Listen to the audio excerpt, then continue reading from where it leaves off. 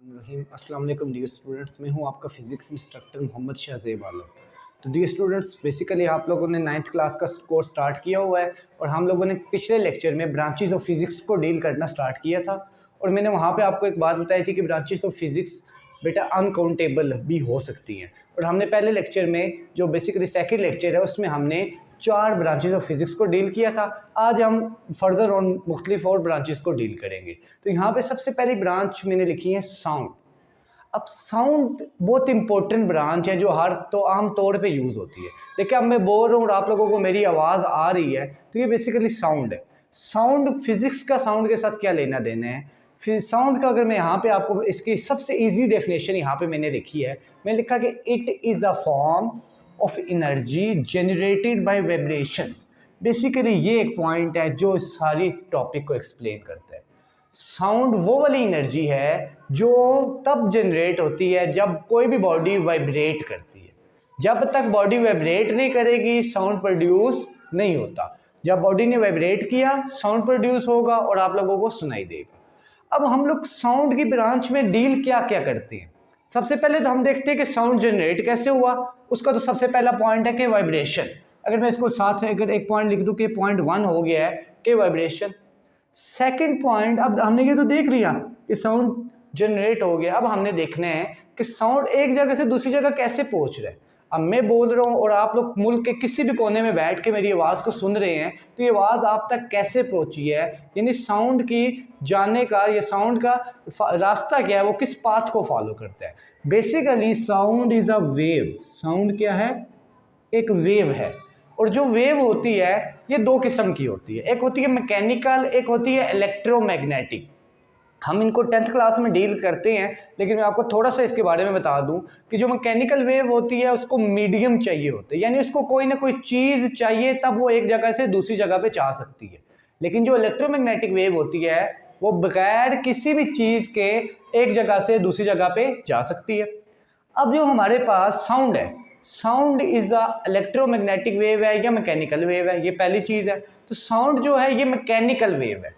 अब mechanical wave further on 2 branches में divide होती है, एक होती है लॉन्गिट्यूडनल, एक होती है ट्रांसवर्स। लॉन्गिट्यूडनल भी बोला जाता है और लॉन्गिट्यूडनल भी बोला जाता है, क्योंकि हमारे आपको पता है पाकिस्तान में हम लोग 2 इंग्लिश सिस्टम को फॉलो करते हैं। एक हमारे पास सिस्टम होता है अमेरिकन और एक आपके पास होता है ब्रिटिश। तो हमारे पास ये वेव है और लॉन्गिट्यूडनल वेव है। अब दूसरी बात ये है कि एक जगह से दूसरी जगह किस तरह गई, वेव की फॉर्म में गई। अब जब वहाँ यहाँ से ये मार्कल है, ये इसको मैंने यहाँ पे किया है तो ये आवाज़ आई। ये आवाज़ क्यों आई? क्योंकि बोर्ड के अंदर जो पार्टिकल्स थे उन्होंने वाइब्रेशन की, वाइब्रेशन वेव की फॉर्म में वहाँ से मेरे कान तक आई और मैंने उसको सुन लिया। हम लोग साउंड की ब्रांच में ये पढ़ते हैं। इसके अलावा हम इस ब्रांच में ये पढ़ेंगे कि आप लोग इसको कहाँ कहाँ यूज़ कर सकते हैं। देखिए जो इंसान है ना बेटा, ये मतलब पूरा करना होता है इंसान ने। तो हम लोग स्टूडेंट्स जो बात है कि हम लोग सारा कुछ पढ़ते कि सारी मतलब के लिए, तो हम लोगों ने अभी तो पढ़ लिया कि साउंड ये है वो है, लेकिन हमने अपना मतलब पूरा करना है। तो स्टूडेंट्स हम क्या करेंगे कि हम लोग देखेंगे कि हम लोग इस साउंड को कहाँ यूज़ कर सकते हैं। तो आप लोग, हम इस साउंड को यूज़ करते हैं अल्ट्रासाउंड। अल्ट्रासाउंड मेडिकल फील्ड में भी यूज़ होता है, नेविगेशन डिपार्टमेंट्स में भी यूज़ होता है और मुख्तलिफ जगह हम साउंड को यूज़ करते हैं। और ये सारी चीज़ हम लोग चैप्टर नंबर 11 क्लास 10th में भी पढ़ेंगे। उस चैप्टर का नाम ही आपके पास क्या है? साउंड है। तो डियर स्टूडेंट्स, अब हम आते हैं अपनी अगली ब्रांच की तरफ। अगली ब्रांच है हमारी प्लाज्मा फिजिक्स। ये बहुत ही इंपॉर्टेंट ब्रांच है, वेरी इंपॉर्टेंट। आपके 9th-10th के कॉन्सेप्ट के लिए भी और आपके आगे आने वाली जो आप लोगों ने स्टडी करनी है उसके लिए भी। आपको पता है कि मैटर, मैंने कल भी फर्स्ट लेक्चर में भी आपको बताया था कि हमारे जो मैटर होते हैं वो 4 चीज़ें हैं बेसिकली दुनिया में। एक क्या होता है? Solid, liquid, gas and plasma. 4th state क्या है? प्लाज्मा। अब ये वो स्टेट है जो आप लोगों को स्टार्ट में नहीं बताई जाती। जब बच्चा बिल्कुल 1 2 3 क्लास में होता है तो उसको सॉलिड लिक्विड गैस के हवाले से ही बताया जाता है। लेकिन सॉलिड लिक्विड गैस के बाद एक 4th स्टेट है जिसको क्या बोला जाता है? प्लाज्मा। इसके अगर आसान से एग्जांपल दूं, बेटा एक बर्फ है, बर्फ क्या है? सॉलिड है। अगर डियर स्टूडेंट्स मैं उस बर्फ को निकाल के रूम टेम्परेचर में रखूंगा तो स्टूडेंट्स वो बर्फ़ आपके पास पानी बन जाएगी, वो क्या होगी, लिक्विड। अब उस पानी को स्टूडेंट जब हम हीट करेंगे, बॉईल करेंगे, तो वो स्टीम में कन्वर्ट होगा, यानी वेपर्स, गैस में कन्वर्ट होगा। फर्दर ऑन जब हम उस पर और काम करेंगे तो वो चीज़ किस में कन्वर्ट हो जाएगी, प्लाज्मा में कन्वर्ट हो जाएगी। तो प्लाज्मा फिजिक्स क्या है? प्लाज्मा फिजिक्स बेसिकली वो फिजिक्स है जो आपकी फोर्थ स्टेट ऑफ मैटर के साथ डील करती है। फोर्थ स्टेट ऑफ मैटर क्या है? प्लाज्मा। तो प्लाज्मा फिजिक्स में हम क्या पढ़ते हैं? It deals with the behaviour, properties and application of ionised gas. तो हमारे पास जो जो ब्रांचेज ऑफ फिजिक्स हैं उसमें प्लाज्मा फिजिक्स में हम लोग ये पढ़ेंगे कि आपकी जो प्लाज्मा है उसका बिहेवियर क्या है, उसकी प्रॉपर्टीज क्या है, उसके अंदर क्या खूबी है, क्या खामी है, उसकी एप्लीकेशंस। देखिए एप्लीकेशन की बात तो आपने हमेशा याद रखनी है, चाहे आप फिजिक्स पढ़ें, केमिस्ट्री पढ़ें, मैथमेटिक्स पढ़ें, एप्लीकेशन को आप पढ़ेंगे। क्यों? क्योंकि हमने सारी चीज़ों को अपनी डेली लाइफ में यूज़ करना होता है। तो एप्लीकेशन तो इसलिए ज़रूरी है। जिस चीज़ का यहाँ पे एप्लीकेशन ना भी लिखा हो तो आप लोगों ने खुद से सोचना है।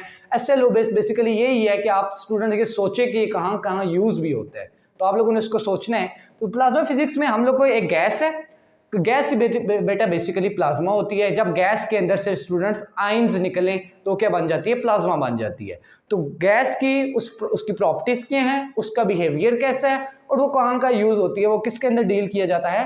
प्लाज्मा फिजिक्स के अंदर डील किया जाता है। तो स्टूडेंट्स आज की हम लोग अगली ब्रांच में चलते हैं। स्टूडेंट्स अब हमारी ब्रांच है हीट। तो हीट का अगर फिजिक्स में एक और नाम आप लोग इसको पढ़ेंगे, जो इसका एक और नाम होता है वो होता है थर्मोडायनेमिक्स।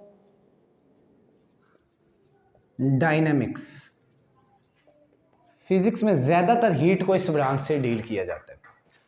तो आज हम लोग अब देखते हैं कि हीट क्या है। आप लोगों ने एक चीज़ को जहन में रखना है कि जो हीट है और टेम्परेचर, इसमें आप लोगों ने एक बुनियादी डिफरेंस को जहन में रखना है कि हीट और टेम्परेचर में फ़र्क है।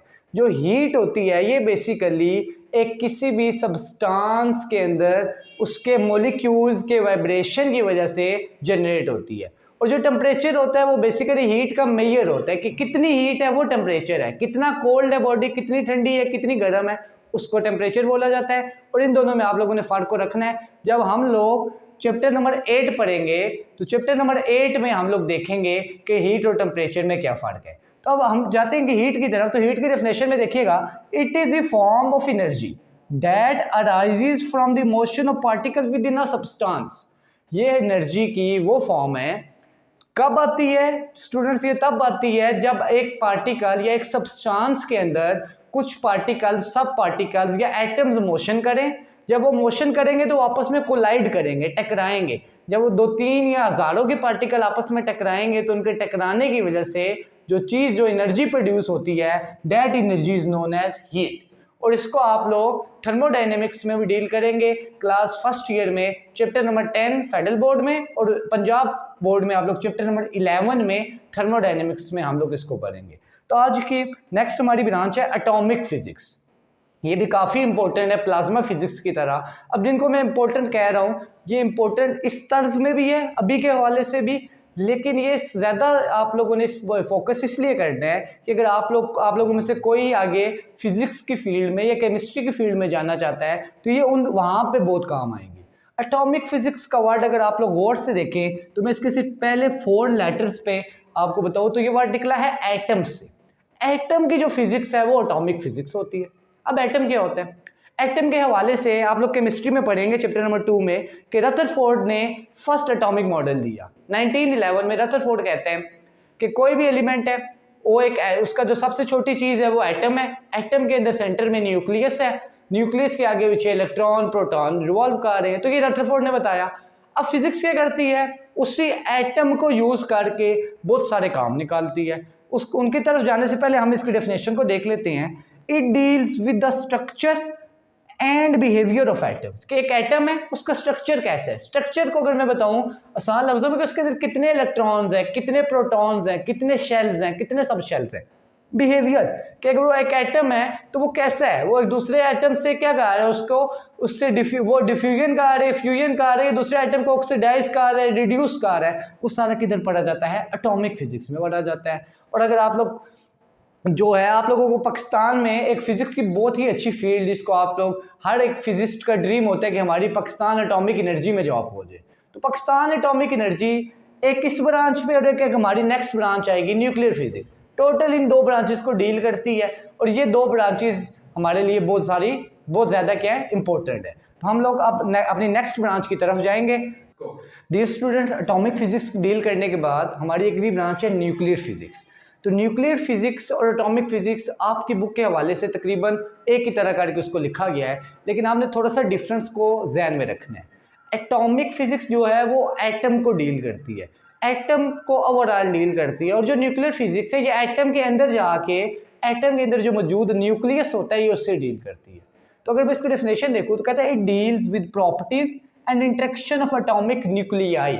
न्यूक्लियाई बेटा सिंगुलर होता है न्यूक्लियस का। तो हमारे पास कहता है कि हमारे पास ये जो ब्रांच है ये प्रॉपर्टीज की डील करती है न्यूक्लियस की, और उसके साथ साथ इंटरेक्शन। आप लोगों ने केमिस्ट्री में और आगे फिजिक्स में भी पढ़ेंगे कि यूजेस ऑफ आइसोटोप्स।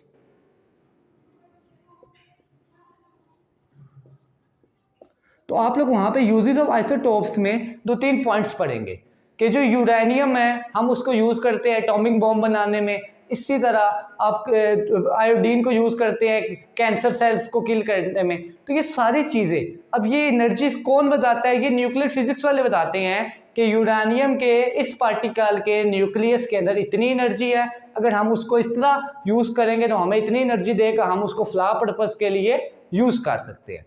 अब जो डियर स्टूडेंट हमारी यहाँ तक ब्रांचेज हैं, यहाँ तक आपकी पंजाब और केपी के और नेशनल बुक के मुताबिक ब्रांचेस कंप्लीट हो गई।